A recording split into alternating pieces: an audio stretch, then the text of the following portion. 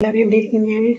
இன்னைக்கு நம்ம உங்களுக்கு என்ன ரெசிபி செஞ்சு கதை போறோம்னா, கனவா இருக்குல்ல, இந்த கனவால பெப்பர் கனவா ரோஸ்ட் அப்படின்னு ஒரு டிஷ் உங்களுக்கு செஞ்சு காட்ட போறேன்.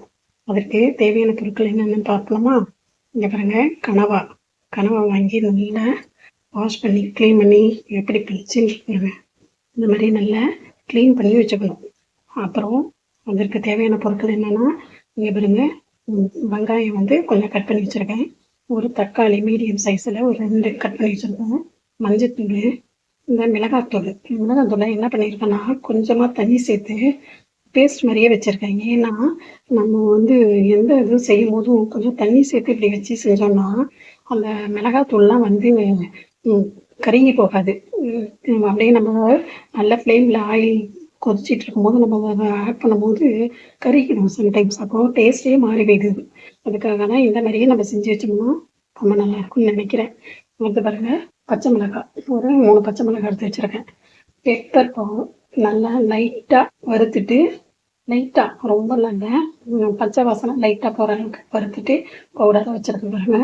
அப்புறம் கருவேப்பிலை, மல்லிக்கீரை, உப்பு, இல்லைன்னா ஆயில். தேவையான அளவு நம்ம ஆயில் ஆட் பண்ணிக்க போகிறோம். இப்போது நம்ம எப்படி செய்யலாம்னு பார்க்கலாம். நம்ம இப்போ ஸ்டவ் ஆன் பண்ணிவிட்டு ஒரு கடாய் வச்சுருக்கோம்.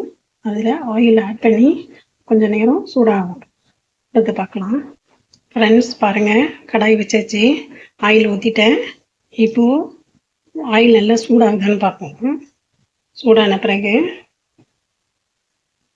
நம்ம கொஞ்சம் பெருஞ்சீரகம் ஆட் பண்ணணும். அப்புறம் 2-3 பூண்டு பல் தோலோடு தட்டி வச்சுருக்கேன். அதை போட்டு அதையும் கொஞ்சம் இது பண்ணோம்னா நமக்கு இந்த டைஜஷன் ப்ராப்ளத்துக்கு தான் பூண்டு சேர்த்துக்கிறது.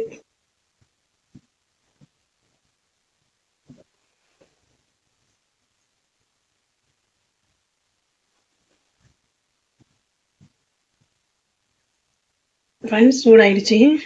இப்போது நம்ம கொஞ்சமாக பெருஞ்சீரகம் சேர்த்துக்கணும்.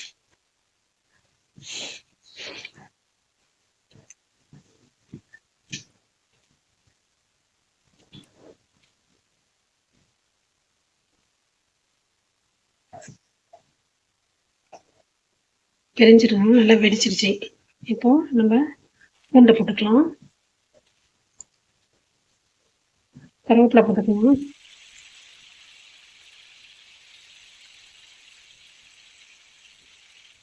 பச்சை மிளகாய்,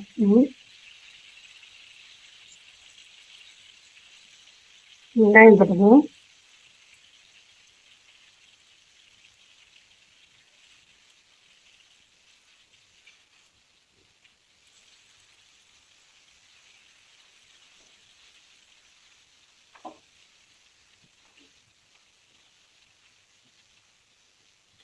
ஃப்ரெண்ட்ஸ் பாருங்கள், நல்லா வதங்கிடுச்சு.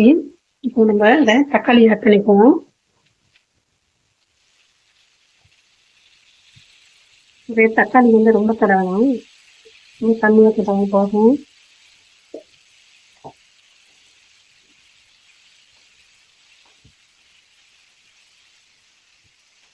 கொஞ்சம் வதங்குறதுக்காக நீங்கள் உப்பு சேர்த்துக்கலாம். அதில் கொஞ்சம் லெமன் சேர்க்கலாம்.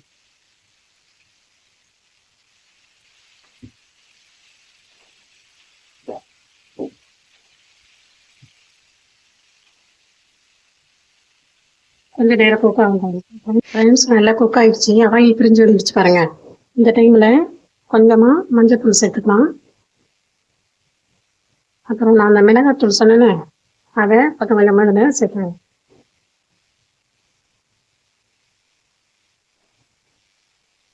நல்லா கிளறிடுவோம்.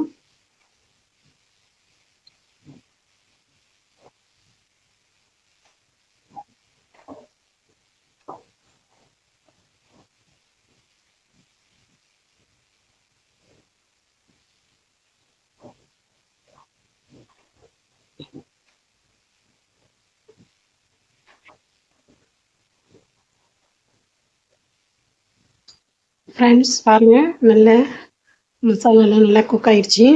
இந்த டைமில் நம்ம கனவா வச்சுருக்கோம்ல, அதை இது கூட சேர்த்துக்கலாம்.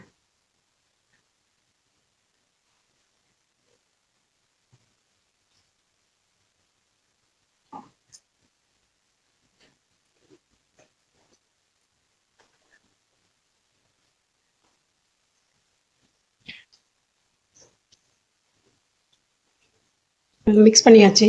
இப்போ கொஞ்சமாக வாட்டர் அதில் சேர்த்துக்கலாம். கொஞ்சம் அது வேகணும்ல கனவா, அதுக்காக தான்.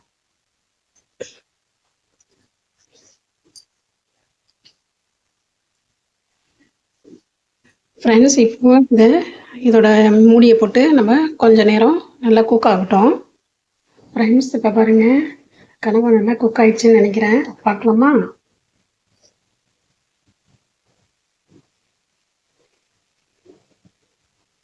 நீங்கள் பாருங்கள் ஃப்ரெண்ட்ஸ், எப்படி சூப்பராக நல்லா குக் ஆகி வந்துருச்சு. பார்த்தீங்களா? கலர்லாம் பாருங்கள், கலக்கெல்லாம் இருக்குதுங்களா? இந்த டைமில் நம்ம என்ன பண்ணணும், கொஞ்சமாக பெப்பர் இருக்குல்ல, ஒரு ஸ்பூன், நம்ம காரம் எவ்வளோ வேணுமோ அதுக்கு தகுந்த மாதிரி பெப்பர் ஆட் பண்ணி, நான் குவான்டிட்டி கம்மியாக இருக்குது அதனால கம்மியான ஒரு 1.5 ஸ்பூன் தான் போட்டேன். மிளகு தூள்.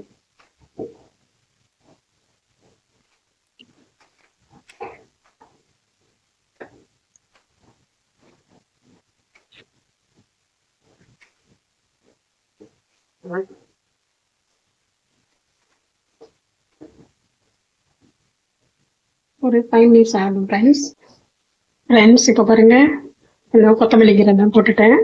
இப்போ ரெடி ஆயிடுச்சு கனவா ரோஸ்ட். நம்ம இதை ப்ரெட்டு கூட வச்சு சாப்பிடலாம், சாதத்து கூட வச்சு சாப்பிடலாம், சாதத்தோட கலந்து. அப்புறம் ரசம் சாதத்துக்கு சூப்பராக இருக்கும். சூப் வச்சோம்னா அதுக்கு தான் சாப்பிட்றதுக்கு நல்லா இருக்கும் ஃப்ரெண்ட்ஸ். இந்த பாருங்க, நைஸ், நல்லா குக் ஆயிடுச்சு.